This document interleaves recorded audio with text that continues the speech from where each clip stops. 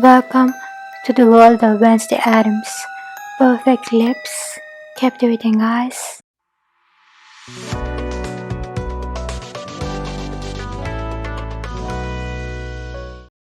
We shall begin with the canvas, the ethereal canvas for our ghostly transformation. To achieve that perfect pallor, we must first do a little bit of a color correction. And this is my portion, the NICKA K Orange 003 lipstick. First stroke in our spectral masterpiece. The trick is to use very little quantity so the secrets hidden behind the surface shall remain concealed and your ghostly facade shall remain untarnished.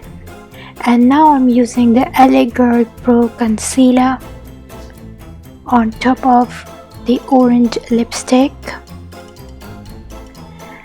and I am using it to conceal the imperfections that mar my otherworldly beauty. It's a secret whispered by the shadows, known only to those who embrace the night. And now I'm using the Clarins Hydrating Serum all over my face so that it blends the products that I've used together. Now I'm pushing the products on my face with a beauty blender, like I push away the happiness from my life. Blending is a dark art that has been in the Addams family for centuries. We perform deft strokes and the lines blur between the mortal and the macabre. For achieving the eternal sleepless look, I use the Estée Lauder Advanced Eye Repair Cream. In Addams family, our eyes are the windows to our dark, tormented soul. So I use the Kevin Aucoin medium contour palette in light brown to accentuate it, and I'm blending it all together. Your eyes should seem as though they have seen things that can never be unseen. To make it more darker and to rival the depths of an ominous void, I'm using Purple Eye Crayon eyeshadow and applying it on the outer corners and the crease and smudging it together.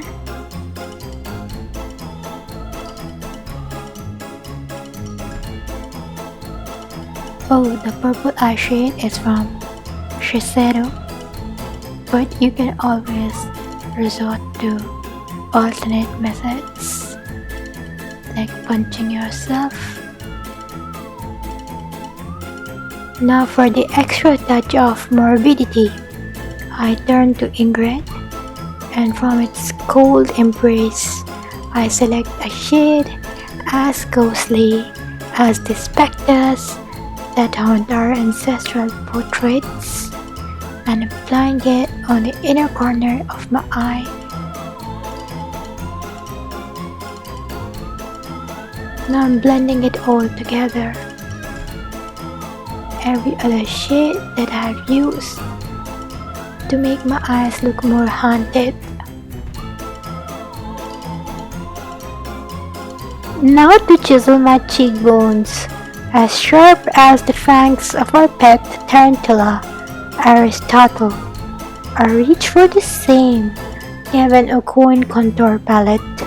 It's a few shades darker than my natural skin tone, and I apply it beneath my cheekbones, my chin, and along the bridge of my nose, serving as a stencil for achieving that ghostly pale complexion. This technique is referred to as underpainting. And now blend it all together with the precision of a mortician preparing a body.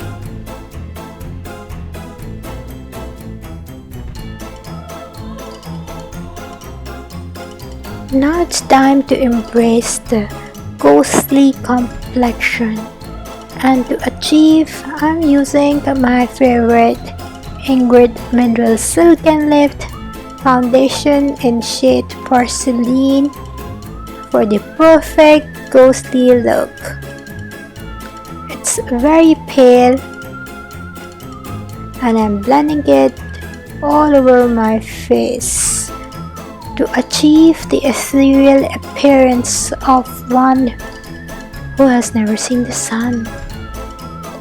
So you have to use the foundation generously but evenly, and I love to use my fingers when doing the foundation as it gives a very nice even coverage. And there you have it, complexion as pale as the phantom that haunts our ancestral home. Once the foundation has transformed you into a spectral beauty, it's time to set your look with a sprinkle of spectral dust, and for that I'm using loose setting powder from Mercier. This powder will ensure your ghostly look remain untouched by the imperfections of the living. And now I'm chiseling my contour again, those cheekbones as sharp as it could be. And now to create the perfect haunting arches. So as I do my brows, I'm not merely enchanting my features, I'm invoking the spirit of the Addams family.